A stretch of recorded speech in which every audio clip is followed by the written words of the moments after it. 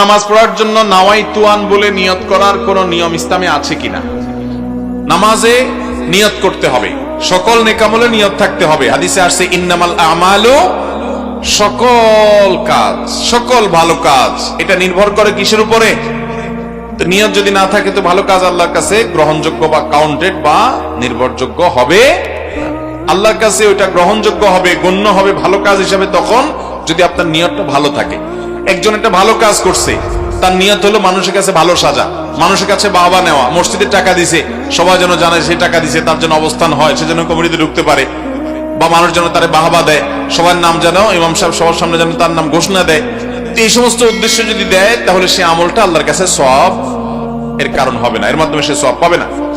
তো এইভাবে সকল আমলে নিয়তের উপর নির্ভরশীল। ঠিক একইভাবে আপনি নামাজ পড়ছেন, আপনার নিয়ত থাকতে হবে। নামাজে কি নিয়ত থাকা লাগবে? নামাজে কয়েকটা নিয়ত থাকতে হবে। নাম্বার 1, প্রথম নামাজ